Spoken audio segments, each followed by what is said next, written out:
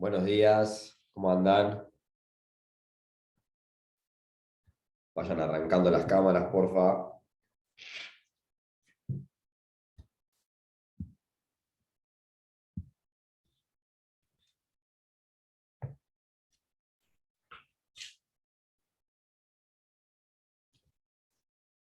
Bueno, buen día, ¿cómo están? Perdonen la voz y si se escucha medio bajito, háganmelo saber porque estoy con un resfrío bárbaro. Cualquier cosa, díganme si se escucha medio bajito o algo, pero no tengo mucha voz para gritar. Buen día, no se escucha bien, profe. Bueno, gracias, gracias. Bueno, a ver, ya estamos en la recta final, queda poquito. No sé cómo vendrán ustedes con el estudio y demás materias que imagino tendrán ahí todo medio juntos, como suele suceder. Así que tal vez todavía ni siquiera tocaron nada, lo cual, bueno, suele ser así, es lógico, lamentablemente. Con respecto, no a cómo vienen, porque eso lo manejan ustedes, con respecto a cómo vienen, pero con las clases, es decir, cómo vienen las clases y los temas.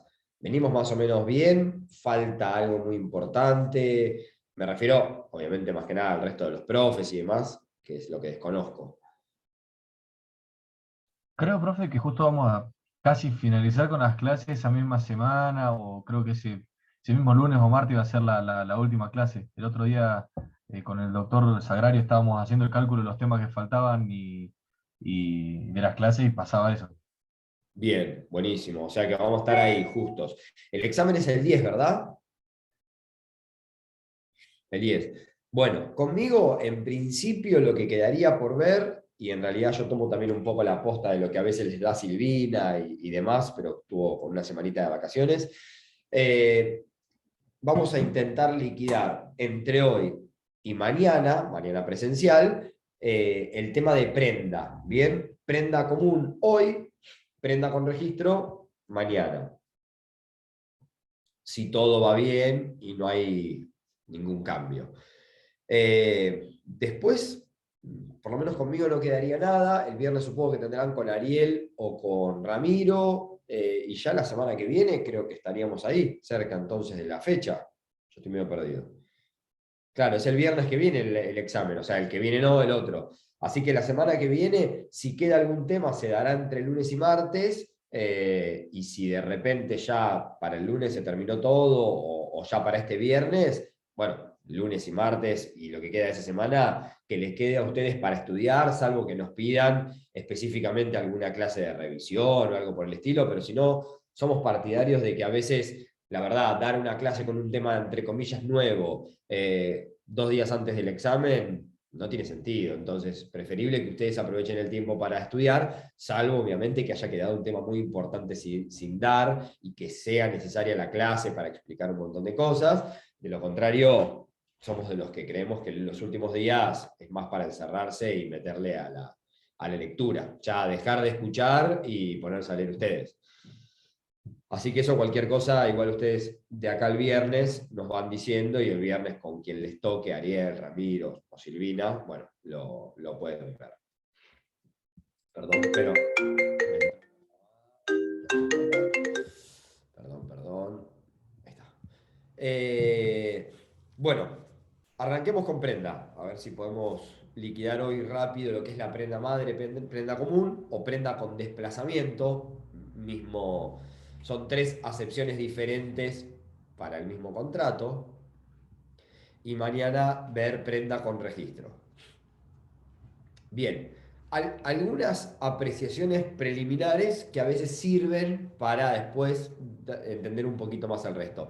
Prenda, a diferencia de muchas cosas que vieron conmigo, es un tema, a diferencia de Warren o a diferencia obviamente de los contratos de bolsa y demás, es un tema del cual ustedes ya traen un bagaje de información. Digo, todos más que mal sabemos, podemos decir que tal vez no jurídicamente o no tan técnicamente, pero ustedes saben más o menos lo que es una prenda, o a dónde apunta, o qué se hace en la práctica con el contrato de prenda. ¿Me equivoco? ¿Hay alguien que dice, no, profe, yo no tengo ni la más pálida idea? O sí, todos tenemos una idea. ¿Sí? Bien. Bueno, vamos a afinar algunas cositas ahí de lo preliminar y ya después vamos específicamente a la prenda común. La palabra prenda, que a veces esto parece una tontería o no, pero a veces sirve como para uno recordar estos datos y que ayude a entender el tema. La palabra prenda tiene su raíz etimológica en la palabra prehendo. Y prendo, del latín, significa tomar con la mano. Por eso es que la prenda clásica, después tal vez termina no siendo la más usada hoy actualmente, pero la prenda clásica, que es la que vamos a ver hoy, que es la común o madre, por eso se la llama así, es también llamada la prenda con desplazamiento.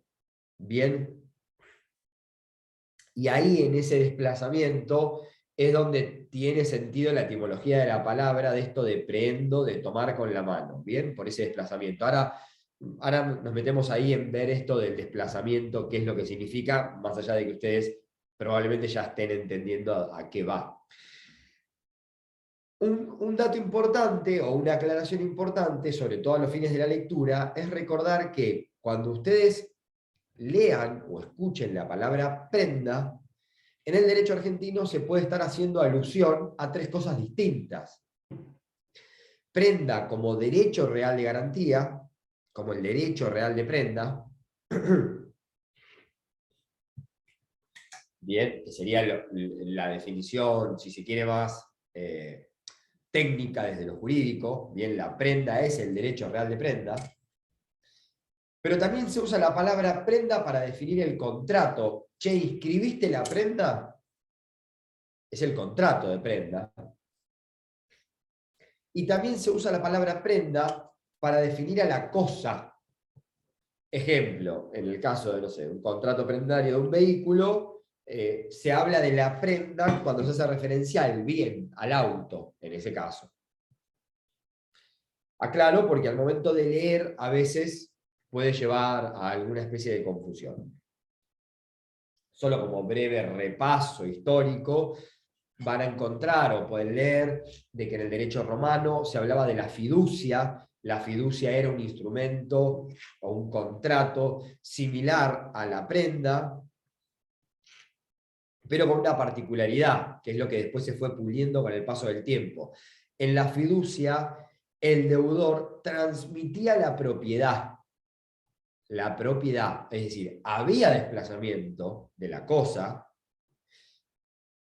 Me refiero a la cosa que se da en garantía del cumplimiento de una obligación principal, ¿no? Creo que todos ya entendemos esto. Y esa cosa se daba, o esa transmisión, era de la propiedad. El deudor transmitía la propiedad al acreedor, hasta tanto el acreedor se satisfaga de su crédito, es decir, hasta tanto el deudor pagase la obligación principal. Y ahí vuelta para atrás con esa propiedad. Pero era muy peligroso, porque en el mientras tanto, el cumplimiento de la obligación principal, la propiedad ya estaba en manos del acreedor. Y ahora tengan en mente eso cuando ahora vayamos a hablar del desplazamiento en la prenda actual. Después, así como estaba la fiducia en Roma, en Grecia estaba la hipoteca. La hipoteca no había transmisión de la propiedad, ni siquiera de la tenencia, es decir, la cosa se la seguía quedando el deudor, pese a haber constituido la prenda, y esa prenda se constituía, o esa hipoteca, en el derecho griego, se nacía de una simple convención. Les digo esto como particularidades porque son como antecedentes de lo que después conocemos como la prenda. En nuestro derecho hay antecedentes también, obviamente, más ligados a la prenda con registro, que los vamos a ver mañana, pero son la prenda agraria, la ley de Warren, la hipoteca naval, ¿bien? Son todos antecedentes de la prenda, más específicamente de la prenda con registro. Bien, en nuestro sistema entonces hay dos tipos de prenda, como ya se los adelanté. La prenda madre común o con desplazamiento,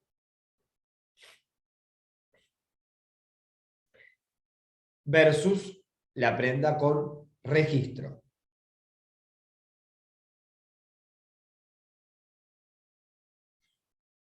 Vamos a la primera, que es la que vamos a ver hoy. Prenda madre común o con desplazamiento.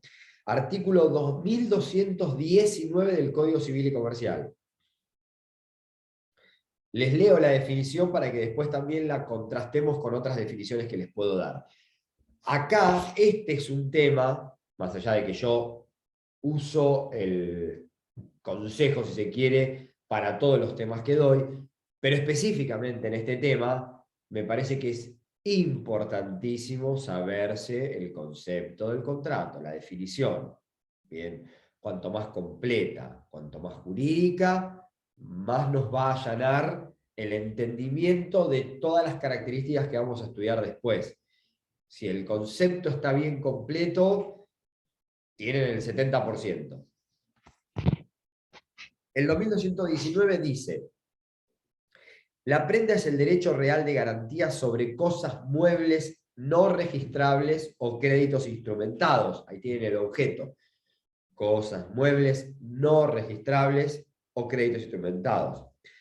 Se constituye por el dueño o la totalidad de los copropietarios, obviamente, y acá viene la forma, por contrato formalizado en instrumento público o privado, y tradición al acreedor prendario o un tercero designado por este. ¿Qué veo yo de esta definición? Es muy completa en cuanto a que nos define el objeto de esta prenda, bien, que habla de las cosas muebles no registrables o créditos instrumentados. Es completa en cuanto a la forma, bien, porque dice instrumento público o privado más la tradición. No es tan completa en cuanto a la operatoria o a la razón. Digo, no surge de esta definición qué es la prenda como contrato, en el sentido de que si yo les dijese es el contrato por el cual una parte entregará a la otra, en el caso del desplazamiento, una cosa o un bien mueble no registrable, como dice acá, bla, bla, para el cumplimiento o para garantizar el cumplimiento de una obligación principal. ¿Se entiende? Como que falta esa parte. Esa parte no es menos importante, es la esencia de la prenda en sí. Es como que yo les diga, bueno, dale, sí, te entendí, pero ¿qué es la prenda? Y la prenda es el contrato que es de bienes, no me digas ni el objeto, ni me digas la forma, decime qué es la prenda. Eso es lo que pareciera faltarle a la definición. Que solo como comentario les leo la definición que tenía el viejo Código de Comercio, para que ustedes tomen cosas. Es el contrato por el cual el deudor o un tercero a su nombre, es decir, un tercero a nombre del deudor, eso también es importante, y ahora después vamos a ver de eso, vamos a hablar de ese tema, porque eso es muy importante.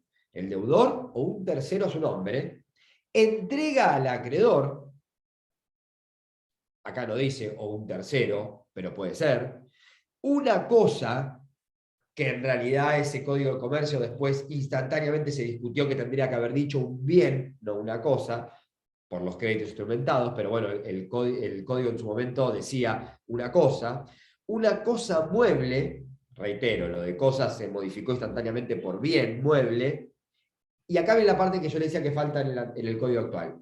En seguridad y garantía del cumplimiento de una obligación principal. En realidad el código decía en seguridad y garantía de una operación comercial. Bien, ¿qué es el por qué? Bueno, sí, dale, el deudor le entrega una cosa al acreedor. ¿Por qué? ¿Porque hay una compraventa? No. Porque hay una obligación principal y esa cosa es entregada al acreedor como seguridad, como garantía de que voy a cumplir con la obligación principal. Que comúnmente esto lo vemos en el mutuo. Es decir, me prestaste plata y yo te voy a devolver la plata y te garantizo el cumplimiento de la obligación principal con una cosa. Y acá en la prenda madre, esa cosa te la voy a dar a vos, acreedor. Y la vas a tener en resguardo. Y acá viene la aclaración. ¿Qué es como la fiducia en el derecho romano, que yo te entrego la propiedad? No, te entrego la tenencia. Ojo, la posesión. Pero no la propiedad. La cosa es mía. Y sigue siendo mía pese a que la tengas vos.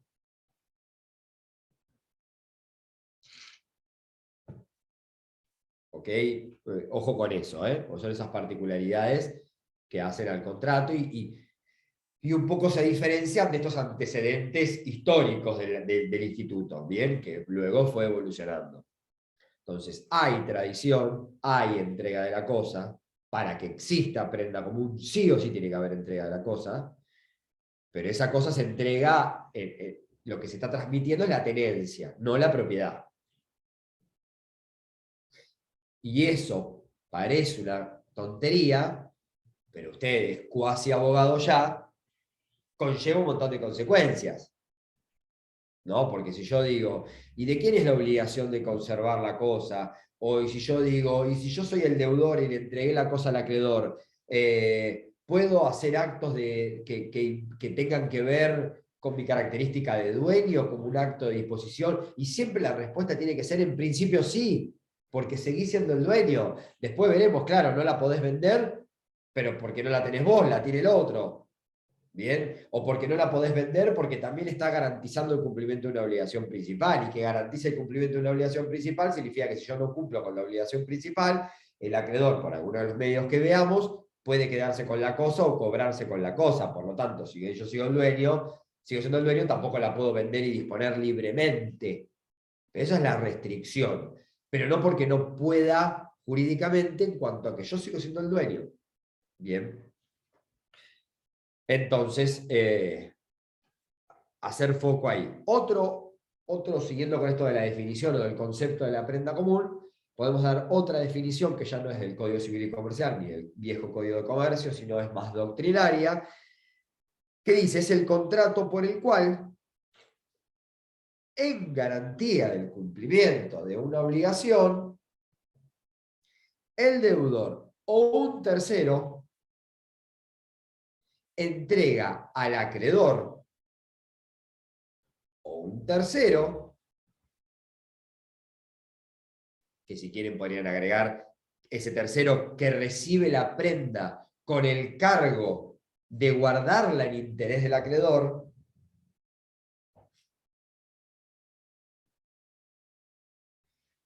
una cosa mueble, créditos u otros bienes prendables. Eso podría ser otra definición. Hablábamos recién de la tradición y de esto de que era la tenencia, no la propiedad y demás. Ahí encontramos, o por ahí va, la primera gran diferencia con la prenda con registro. Prenda con registro, más allá de que la veamos mañana, tiene su decreto ley reglamentario específico, pero también está definida o también está citada en el Código Civil y Comercial, en el artículo 2220.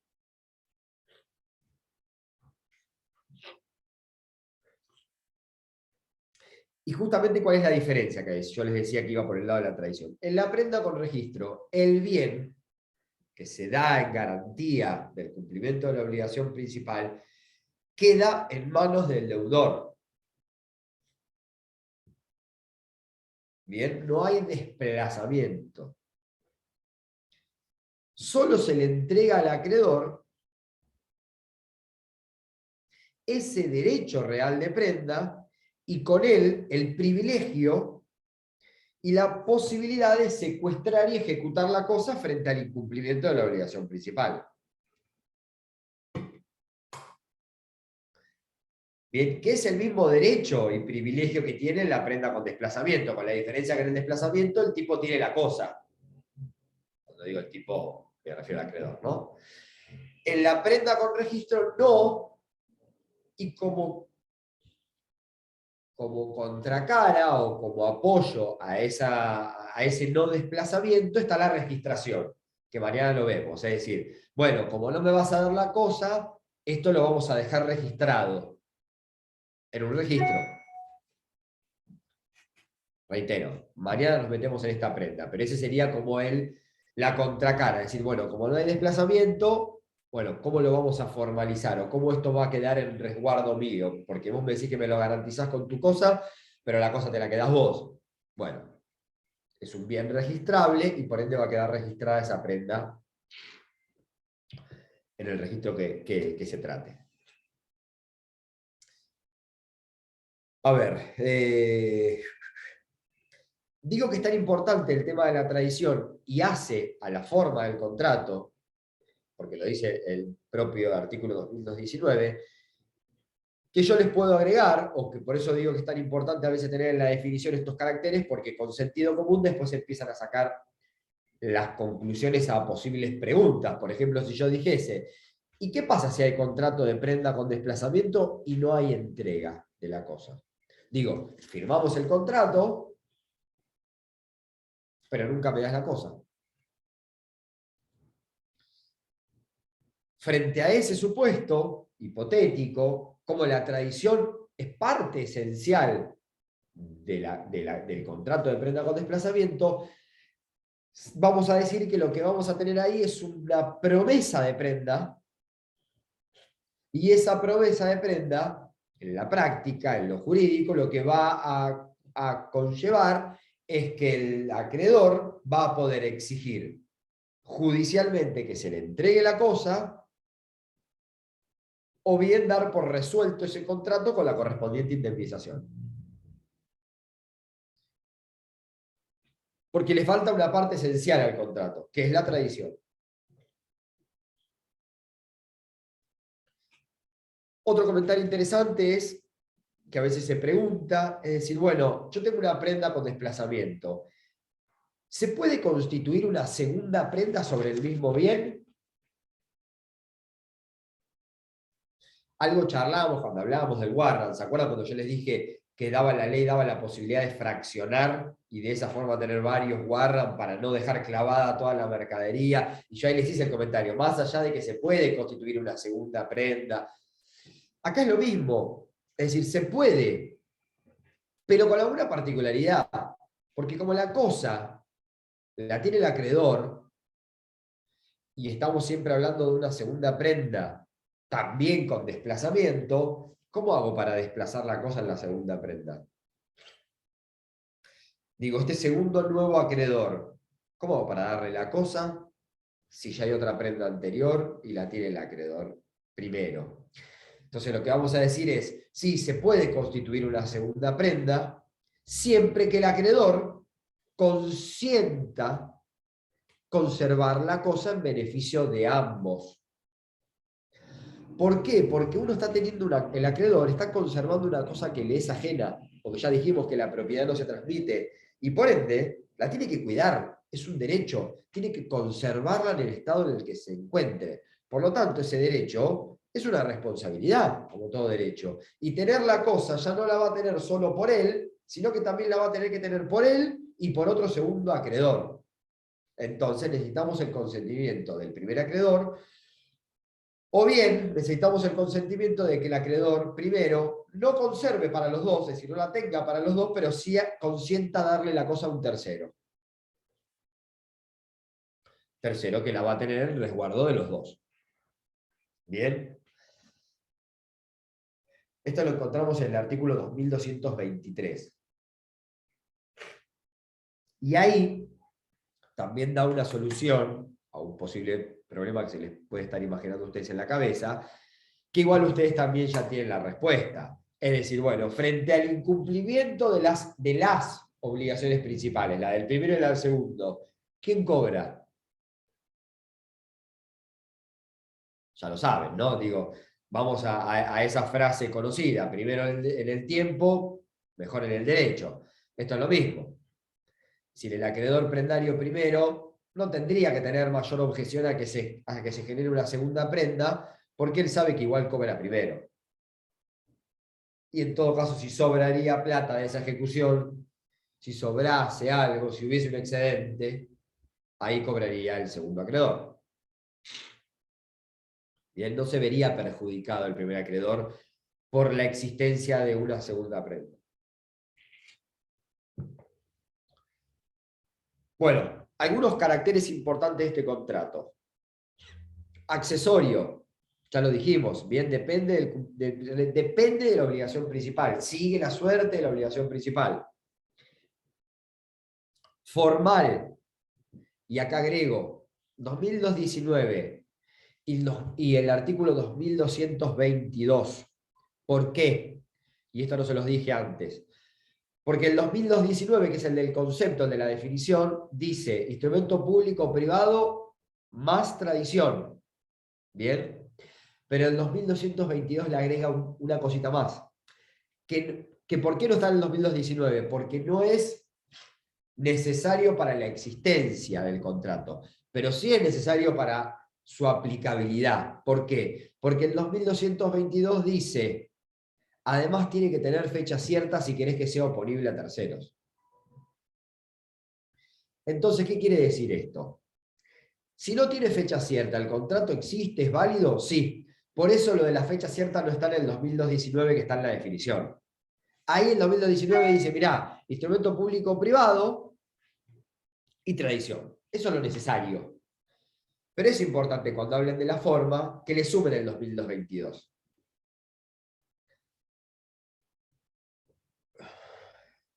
Entonces, el 2222, ¿qué suma? La fecha cierta para obtener oponibilidad a terceros. Si vamos al 2019, decíamos instrumento público-privado. Si el instrumento público ya tiene fecha cierta. Obviamente. No vale ni la aclaración que estoy haciendo. Si el instrumento es privado, ahí es donde tiene que aparecer la fecha cierta para lograr la oponibilidad a terceros. ¿Y cómo se consigue la fecha cierta de un instrumento privado? ¿Algún ejemplo?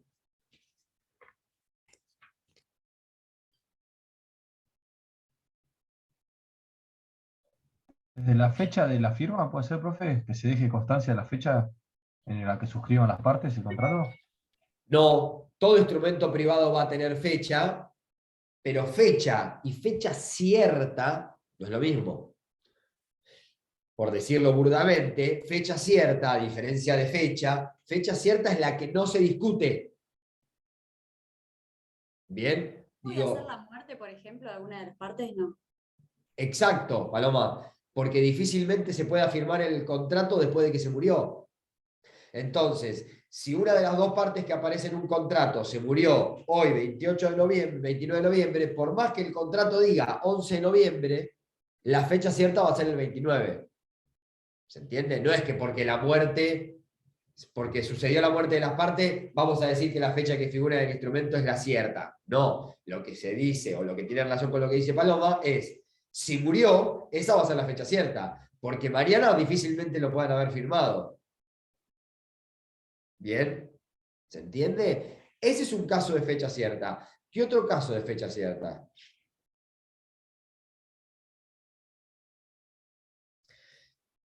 A ver, si ustedes presentan el instrumento, el documento, ante una repartición pública, por ejemplo, un juicio, por ejemplo, no sé, el registro público de comercio y demás, la presentación en una registración pública le da fecha cierta, desde ese día, repito, como el caso de la muerte.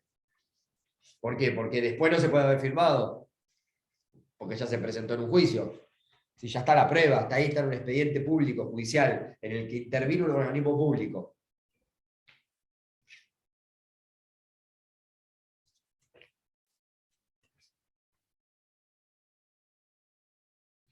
Lo mismo si el documento se transcribe en un registro público y lo mismo si el documento posteriormente es firmado en una escribanía con 2 testigos, dice el código. Ese momento de esa firma es fecha cierta, por la misma esencia que les vengo diciendo recién, porque difícilmente se puede haber firmado después, si ya hubo un escribano que tomó acta de ese documento.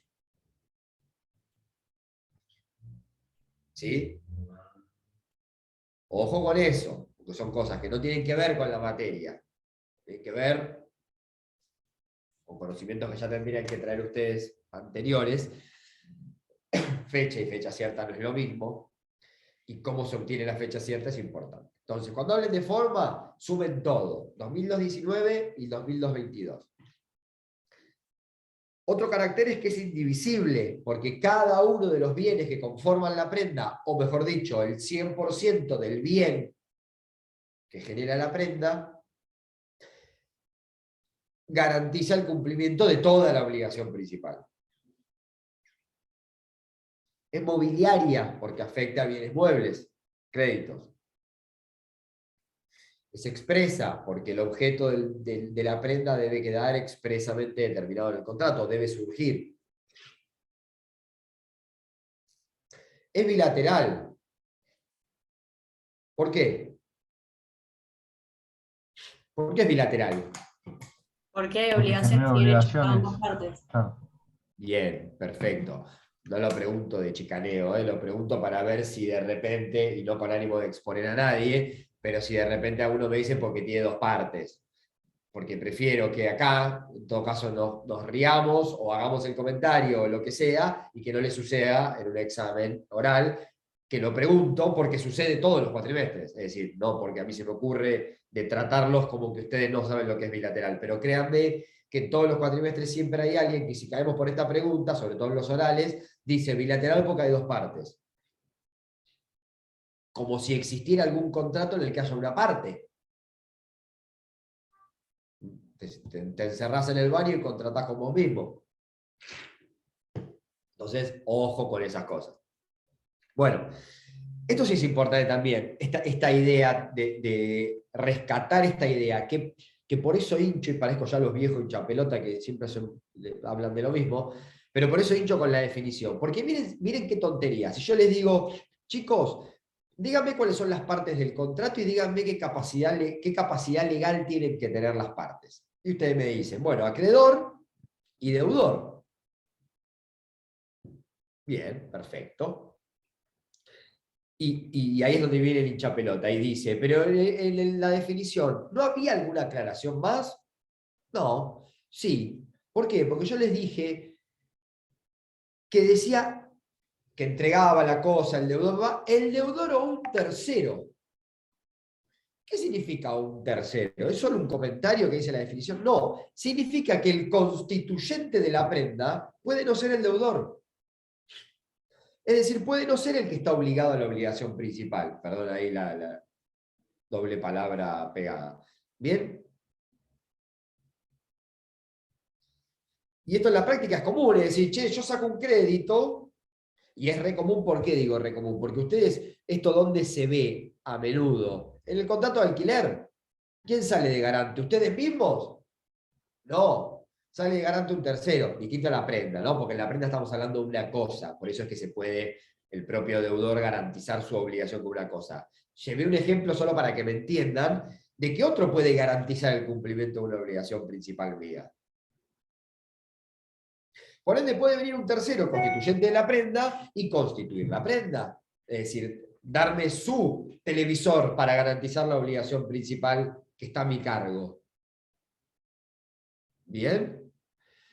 Entonces eso ya nos abre la cabeza para decir, si yo les digo, chicos, ¿cuáles son las partes del contrato? Y bueno, acreedor, deudor y constituyente de la prenda.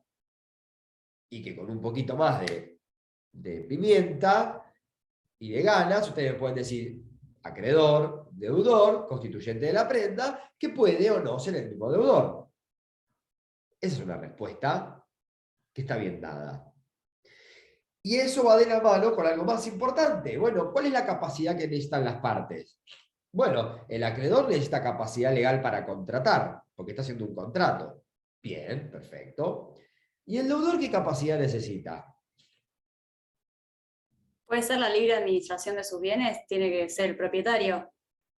Bueno, No, propietario no. Pues, está bien, sí, pará, Paloma, está bien. Ahí es donde viene, y por eso hago la aclaración. Está perfecto. Ustedes ahí me tienen que decir, para Nahuel, porque nos está chicaneando. ¿El deudor qué capacidad legal necesita? Depende, me tienen que decir ustedes. ¿El deudor es el constituyente de la prenda? Y yo decirle, estuvieron bien. Y yo ahí les digo, no, no es el constituyente de la prenda. Bueno, entonces el deudor ahí necesita capacidad legal para contratar, porque solo está contratando.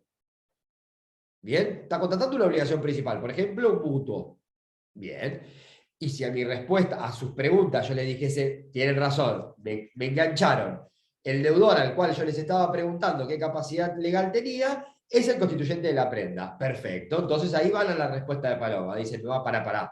Entonces, en ese caso, ese deudor necesita capacidad legal para disponer de sus bienes, no para contratar solamente. Porque el tipo que está inhibido tiene capacidad legal para contratar, pero no tiene capacidad legal para disponer de sus bienes. Y siguiendo un poquito el comentario que iba a hacer Paloma también, ustedes más aún me pueden decir, ah, mirá, si es el constituyente de la prenda, necesita capacidad legal para disponer de sus bienes, necesita ser el propietario de la cosa, que es distinto, y algo más, pues estamos hablando de prenda con desplazamiento, y necesita la tenencia. Porque si tiene la capacidad legal para disponer, es el propietario de la cosa, pero se la prestó a la tía, y no va a poder hacer la prenda con desplazamiento. Salvo que la tía le devuelva la cosa antes. ¿Se entiende? Digo, para entrar en el comentario tonto. Pero si quisiéramos completar la respuesta, y vieron como todo esto que acabo de decir recién, que fue todo nuevo para ustedes, y uno se da cuenta que es nuevo porque están tomando nota y se dieron cuenta que es importante, en algún punto, con un poquito de ganas y de pensamiento jurídico, surge de la definición. Porque en la definición decía el deudor o un tercero. Y con esa boludez de decir un tercero, ya abrió el juego a todo esto que charlamos recién. A poder pensar que si me preguntan cuáles son las partes, ya tengo que decir acreedor, deudor, y ya tengo que hablar de una tercera parte, porque la definición lo dice. Y entonces, si ya tengo que hablar de una tercera parte, si me preguntan la capacidad legal, tengo que ser bicho y tengo que saber entonces de que el deudor puede ser uno, puede ser el otro. Es decir, puede haber confusión, como se dice jurídicamente, de esas dos partes, porque el deudor es además constituyente de la prenda, o pueden ser dos personas diferentes. Entonces, mi respuesta a la capacidad legal va a depender de si es o no además el constituyente de la prenda. ¿Quedó claro o tanta zaraza compliqué más? ¿Sí? Bueno, ojo eso de la prenda porque es clave.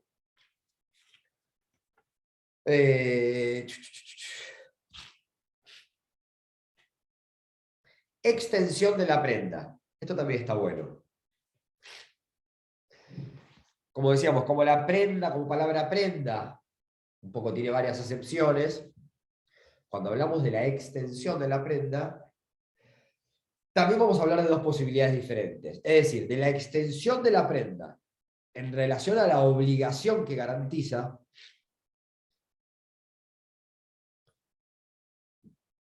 o la extensión de la prenda en cuanto a la cosa en sí, objeto de esa prenda.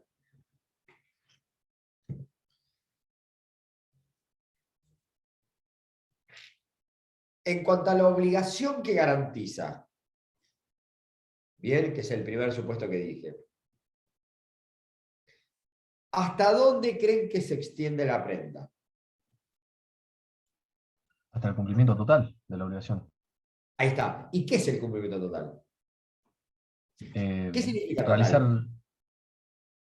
poder finalizar el acto, o sea, cumplir con todo lo acordado, lo convenido. Para que me entiendas, Manuel, porque esto obviamente le sirve al resto, porque está igual que vos en ese sentido. Vos me prestás 100 pesos. Yo te tengo que devolver 100 pesos más el 10% de intereses. Lo garantizo con una cosa. ¿Cuál es la extensión de esta prenda sobre la obligación principal? Esos 100 pesos más también el 10%, ¿verdad? Claro. Bueno, ves que entonces la respuesta ahí es la extensión de la cosa, la extensión de la prenda en relación a la obligación principal se extiende al capital y a los intereses. ¿Vieron cómo la misma respuesta se puede decir jurídicamente? ¿Bien? Pero la cosa viene más ahí. Porque yo te dije que esto es una prenda con desplazamiento. O sea, en el mientras tanto sucedía el cumplimiento de la obligación principal. Bueno, en el mientras tanto llegaba el plazo en el cual había que cumplir la obligación principal. La cosa la tenía el acreedor. O sea, la tenías vos. Y vos estás obligado a conservar la cosa. Y supongamos que es una cosa que en el mientras tanto la tuviste vos, tuviste que gastar guita para mantenerla en el mismo estado en el que yo te la di. Porque si es un caballo, le tuviste que dar de comer. Entonces, la extensión de la garantía de la prenda sobre la obligación principal ¿Solo se extiende al capital y a los intereses? No. Ve, ya tu respuesta quedó mal. ¿Se entiende a dónde voy? Porque no solamente cubre el crédito, sino que también cubre los intereses y también cubre los gastos hechos para la conservación. Y sigo lo hago así para que ustedes hagan estos análisis antes de responder una pregunta en un examen. Y sigo entonces con el ejemplo. Che, y si vos cumpliste con la obligación principal, pero después de que te inicié un juicio, ¿quién va a pagar los gastos de juicio? Y yo lo que gasté en mandante, y no, pongamos que no fuimos a juicio, pero cumpliste después de que te mandé la carta de documento. ¿Quién va a pagar la carta de documento? ¿Lo pago yo? El No. deudor. Claro. Y el deudor con su cosa, me refiero, Paloma, porque por eso estamos hablando de la extensión de la prenda en cuanto a la cosa y a la obligación principal. Es decir, que si yo tengo que ejecutar la cosa no solo cubre el crédito y los intereses, como me dijo Manuel hace un rato, sino pierdo guita como un perro, porque todos los gastos que gasté para conservar la cosa, según la respuesta, ya no estaban incluidos. Los gastos de la ejecución, el juicio, el abogado, la carta de documento, el martillero que ejecuta la cosa, ¿no? Tampoco están incluidos. Entonces ya ven cómo la respuesta empieza a cambiar. Y uno más le falta. Porque dijimos que los gastos necesarios para la conservación están incluidos, pero los gastos que mejoran la cosa, lo que se llaman gastos útiles o mejoras, y ahí la respuesta es un poquito más complicada, porque o más complicada de sacarla por sentido común, es si están incluidos o abarcados por la cosa siempre que hayan aumentado el valor de la cosa. ¿Bien? Entonces, la extensión de la prenda en cuanto a la obligación principal abarca, vamos a pasar en limpio, crédito, que es el capital, intereses, obvio, es parte del capital, hasta ahí habíamos llegado con la respuesta de Manuel. Gastos que tuve que hacer para la conservación, gastos de ejecución si lo hubiere, y gastos, o lo que se llaman mejoras útiles, siempre que hubiesen aumentado el valor de la cosa. Por eso son útiles. ¿Bien? Aquellos gastos que vos decís, che, mirá, no sé, me diste una bicicleta y la verdad la pinté. Pero no era necesario para conservar la bicicleta que la pintes. Tenés razón. Pero ¿cuánto valía la bicicleta despintada? 100. Y pintadita y 120. Bueno, me debés la guita entonces también de la pintura. O sea, está abarcado también por la cosa prendada. Si tengo que ejecutarte la bicicleta para cobrar la obligación principal, voy a incluir también lo que gasté en la pintura. Porque se supone que cuando ejecutemos la bicicleta va a valer más. Porque es un gasto que aumentó el valor de la cosa. ¿Quedó claro? Bien. Entonces dijimos que eso es la extensión de la prenda en cuanto a la obligación principal. Después tenemos la extensión de la prenda en cuanto a la cosa. Y en cuanto a la cosa, la respuesta es más fácil. Y abarca toda la cosa, porque dijimos que era indivisible, hablamos de los caracteres, que toda la cosa abarcaba toda la obligación principal. Bueno, esa es la primera respuesta. Genial. Se extiende a toda la cosa. Estamos de acuerdo. ¿Y a dónde vas? Y acá la respuesta es más difícil. Pero ahora cuando se los diga, va a caer la ficha rápido. Si la cosa es una bici y te la roban, la cosa técnicamente ya no existe más. Por lo tanto, si la prenda se extendía en cuanto a la cosa, solo a la cosa y a todas las partes de la cosa, como dijimos primero recién, es decir, a la rueda, a la cadena, al piñón, genial. Pero si no está la bici, no hay cosa. ¿Y qué significa eso? Chau, chau garantía. Pues no. Y ahí viene la explicación de la extensión en cuanto a la cosa. Se extiende a la cosa y a todas las partes que conforman la cosa, y se extiende, por ejemplo, a la indemnización que por un seguro pudiese aparecer en el caso del robo, pérdida o deterioro de la cosa. O a la indemnización que pudiera haber lugar en el caso de una expropiación. Ejemplo que estemos hablando va por otro lado, ¿no? Pero porque estemos hablando, no sé, una obra de arte o de un lote o lo que sea, que el Estado, por una resolución estatal, dice: Nahuel, es hermoso tu lote, es tuyo, pero ahora es mío. ¿Puede hacer eso el Estado? Puede hacer el Estado. ¿Existe la expropiación? Existe. ¿A cambio de qué? De una indemnización. Genial.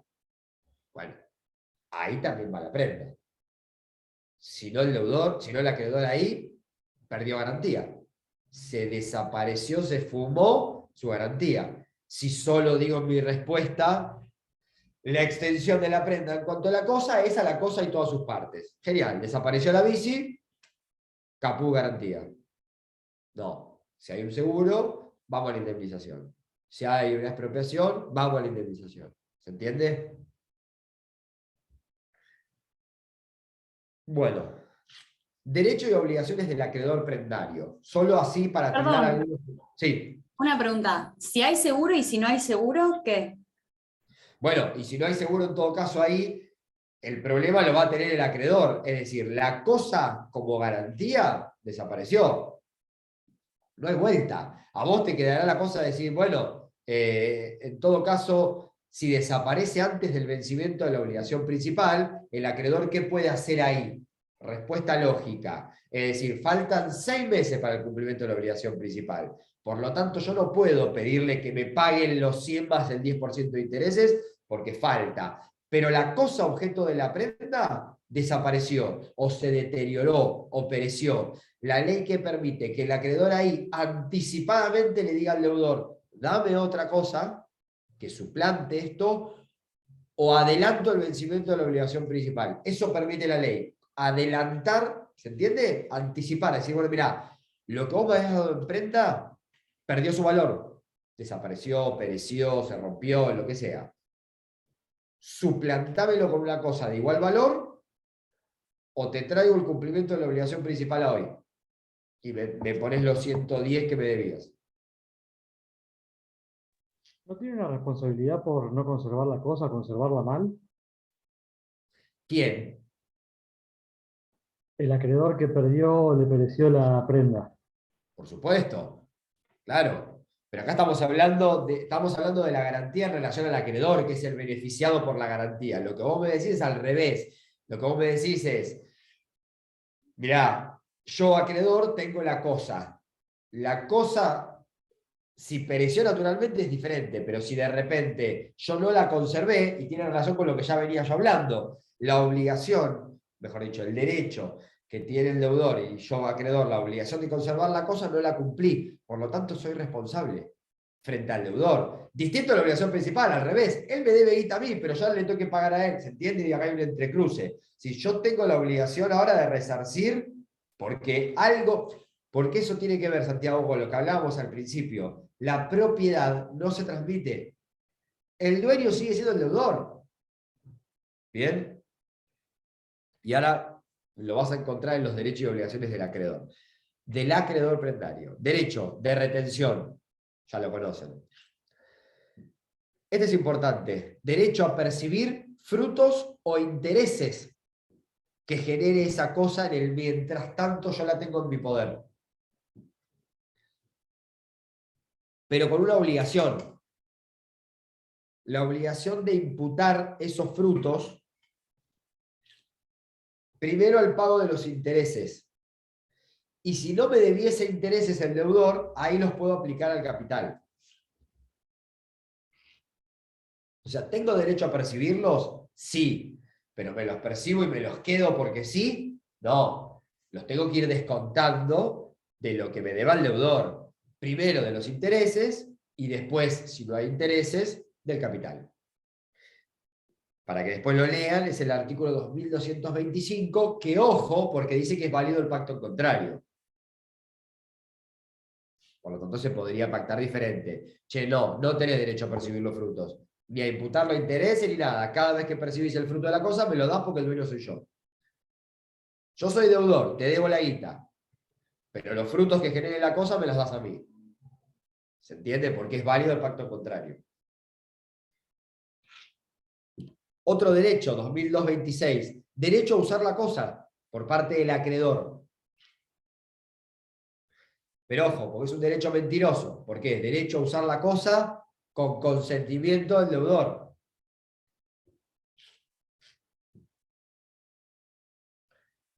¿Cuándo no necesito consentimiento? Cuando el uso de la cosa sea necesaria para la conservación. Che, tengo una lancha, si no la arranco de vez en cuando, el día que la querramos usar o que te la quiera devolver, va a tener que hacer el motor.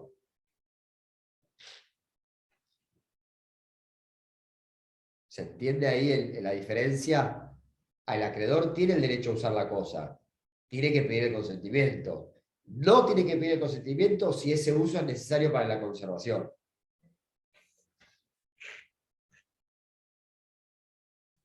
Y algo que les agrego, si el deudor no prestó el consentimiento y el acreedor está usando la cosa y no es un uso necesario para la conservación, el deudor puede pedir el secuestro de esa cosa o puede pedir el reclamo de daños y perjuicios o puede pedir que se ponga en un depósito de un tercero, porque tiene que ver un poco también con lo que charlábamos con Santiago recién. Sigue siendo el dueño.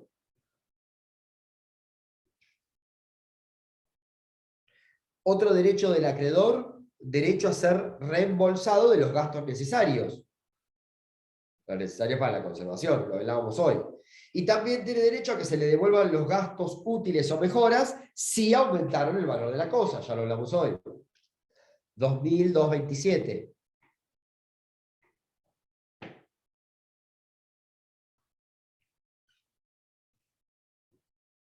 Después tiene otro gran derecho, que es el derecho de preferencia para el cobro. En el caso de que esas cosas haya que realizarla, es decir, que haya que ejecutarla, tiene un derecho de preferencia. Ahí está justamente el quid de la cuestión en el derecho real de garantía. Tiene la obligación de conservar la cosa en las mismas condiciones en las que fue entregada. Tiene la obligación de abstenerse de un uso si no tiene consentimiento, lo que decíamos hace un ratito, y tiene la obligación de devolver la cosa frente al cumplimiento de la obligación principal, porque no es de él.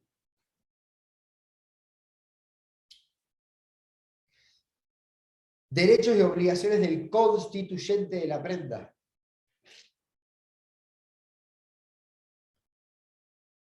Y ahora todos tienen un poco de relación con los que ya los vimos, ¿no? Porque todo derecho es la contracara de la obligación del otro. Entonces, el primer derecho que tiene es de controlar si el acreedor está conservando bien la cosa.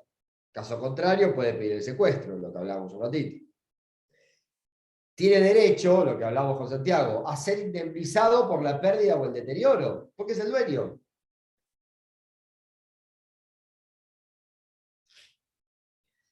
Tiene derecho a disponer como dueño, siempre que no afecte el derecho del acreedor. Lo que yo le decía hoy al principio de la clase.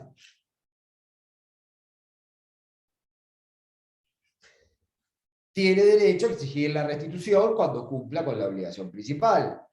Es la misma obligación que hablamos un rato del acreedor. En caso de venta judicial, tiene derecho al excedente, porque es el dueño.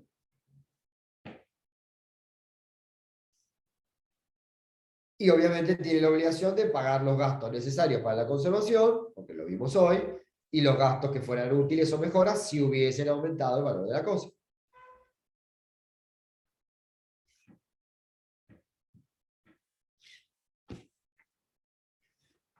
Bien, artículo 2229, importantísimo. Nos vamos a la última parte, es decir, frente al incumplimiento, ¿cómo hacemos con la subasta o la ejecución de la cosa?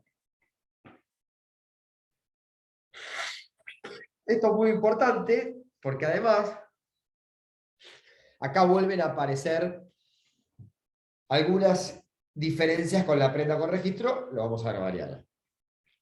2229 dice que el acreedor puede vender la cosa por subasta. ¿Qué debe cumplir? 10 días de anticipación. Bien, el famoso preaviso a esa subasta. ¿Dónde se preavisa? En el diario de publicaciones legales. ¿De dónde? De la jurisdicción donde la cosa, según el contrato, debiese estar. Porque es una cosa mueble. Capaz que ya no está más ahí. Pero a algún lado hay que elegir de jurisdicción. Distinto la prenda por registro, porque por registro está en una jurisdicción. Acá la cosa no está registrada en ningún lado, puede estar en cualquier lado. Pero el contrato tiene un lugar. Bueno, en ese lugar, el diario de publicaciones... ¿Qué es el diario de publicaciones legales? ¿Cómo se conoce también? ¿Cómo qué?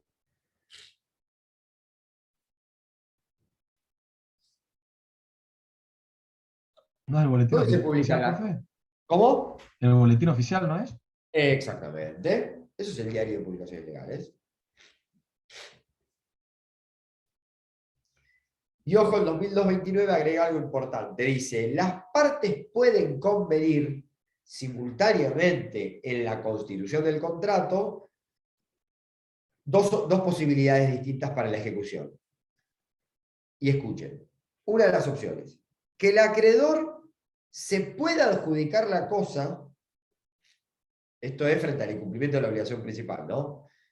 En la etapa de ejecución. Pueden haber convenido las partes cuando constituyeron la prenda que en el caso de incumplimiento y el acreedor, en vez de subastarla, venderla, no, que el acreedor pueda quedarse con la cosa,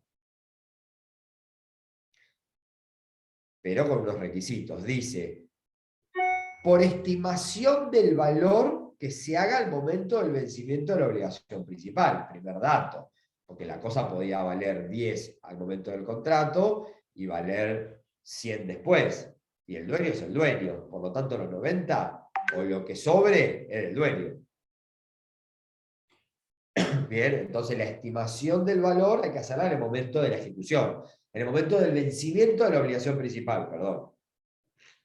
Que era el momento en el que se tendría que haber cumplido con la obligación. Y agrega algo más. Dice, esa estimación del valor que se va a hacer al momento del vencimiento de la obligación, la va a hacer el experto que las partes hayan designado o el procedimiento que las partes hayan designado.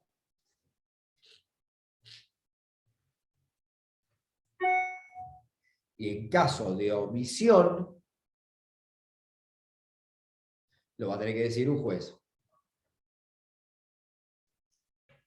¿Quedó clara esa opción que las partes pueden convenir al momento de iniciar el contrato? Bueno, esa es una.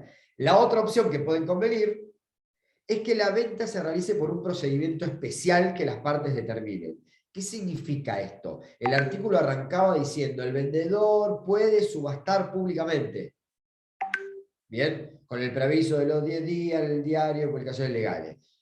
Y decía después, las partes pueden convenir alguna de estas dos opciones. Entonces, la opción A, distinta a la regla del artículo, era que el acreedor se quede con la cosa, por la estimación que se haga del valor, el experto y la maricoche. Y la opción B es esto, es que la venta se realice por otro procedimiento.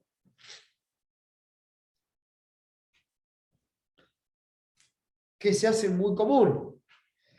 Si ustedes entran en algunas páginas de subastas o de venta extrajudicial, donde por ejemplo en las empresas que prestan plata, las financieras y demás, ejecutan las cosas por un procedimiento diferente, o un tipo de venta diferente. Las partes pueden pactar ese procedimiento libremente. En este caso, prenda común o prenda con desplazamiento. ¿Qué es lo importante además? Lo que dice al final del artículo. Porque en principio dice una regla, que es la de la subasta, después dice que las partes pueden convenir cualquiera de estas dos posibilidades, pero lo último dice algo bravísimo, dice, si las partes no convinieron alguna de estas dos posibilidades, no es que estas dos posibilidades no existen, sino que el acreedor las puede elegir libremente. Bien, entonces ojo con eso.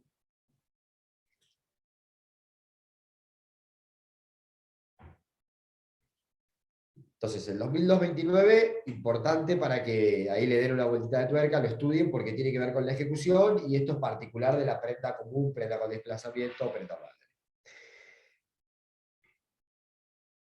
Como contrapeso de todo esto que puede hacer el acreedor, ya sea adjudicar la cosa, venderla o decidir cuáles de estas opciones si no se pactó y demás, el 2230 dice que debe rendir cuentas. Obviamente, porque ya dijimos que cualquier excedente le corresponde al deudor que es el dueño de la cosa. Y por último, también es importante que tengan en mente que todas estas exigencias legales en cuanto a procedimientos y formas, si no son cumplidas, no solo hay un incumplimiento contractual desde lo civil y comercial, hay implicancias desde lo penal. Ustedes van, no es el área de esta materia, pero sí trae la colación de que conocen el delito de estelionato y también conocen las defraudaciones prendarias como delito penal. 172 y 173 del Código Penal. Bien, entonces para que también tengan como complemento en el estudio de que, ojo, el incumplimiento de estas cosas no solo conlleva el incumplimiento en sí desde lo civil y comercial y por ende la obligación de resarcimiento económico como toda consecuencia civil y comercial, sino que además hay consecuencias desde lo penal, desde el delito de estelionato hasta las defraudaciones prendarias. Bien, 172, 73 del Código Penal.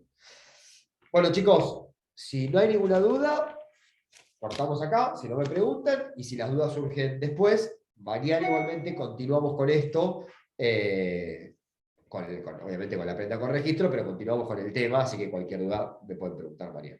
¿Ok? Nos vemos mañana, que tengan lindo Bueno, día. profesor, te- Gracias. hasta luego. Hasta luego, gracias a ustedes.